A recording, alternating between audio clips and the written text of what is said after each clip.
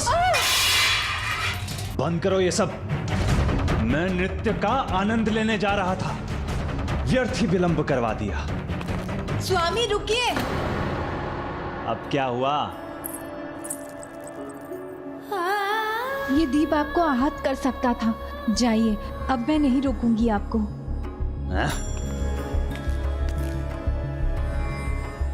उग्रश्रवस जितने समृद्ध थे उतने ही विकारों से ग्रस्त भी थे।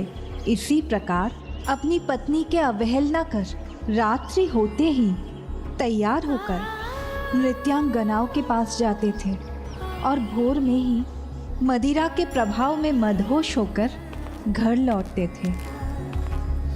स्वामी, स्वामी, स्वामी संभालिए। स्वामी विश्राम कीजिए।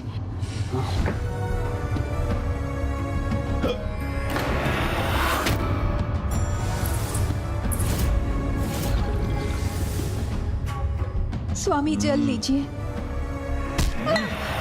नहीं लेता मैं।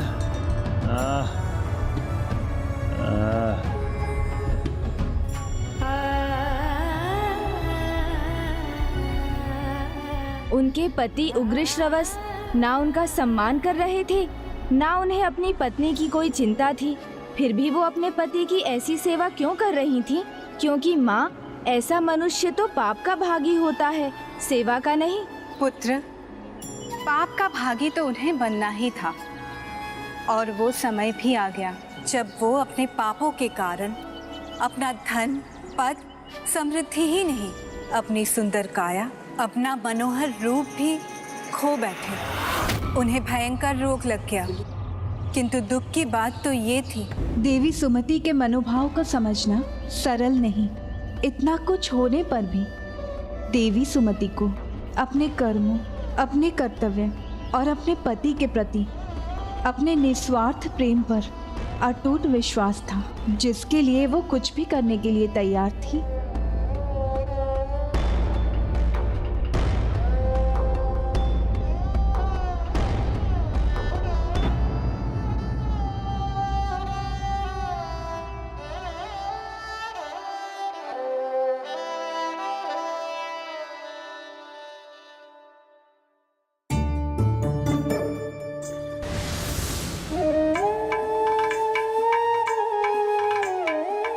विश्वास नहीं होता।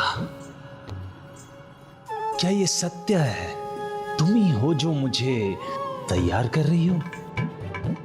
कदाचित ये क्रीड़ा है तुम्हारी मेरे साथ। स्वामी, मैं अभी आई।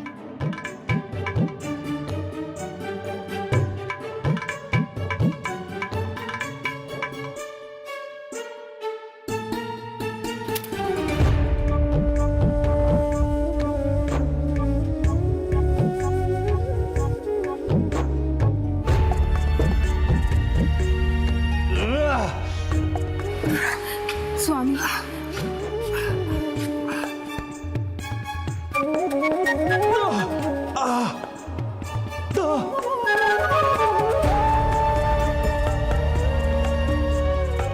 अरे कितनी असुविधा हो रही है मुझे।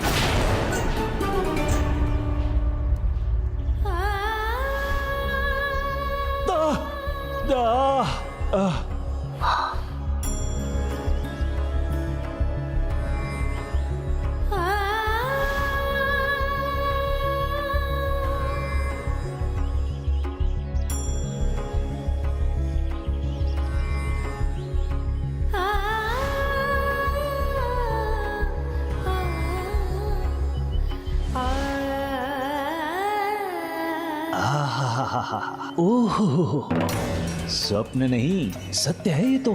तुम वास्तव में मुझे उन अप्सराओं समान नृत्यांगनाओं के पास ले जा रही हो। वही नृत्यशाला जहां मैं जाया करता था।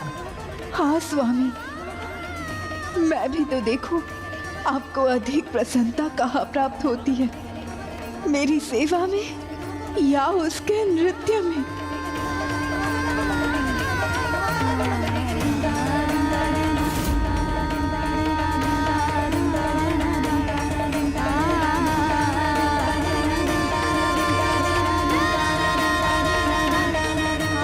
कितनी धीमी गति है तुम्हारी।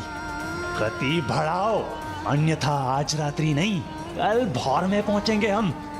और हाँ, तुम्हारी दाहिनी ओर एक छोटा सा मार्ग है, वहां से चलो।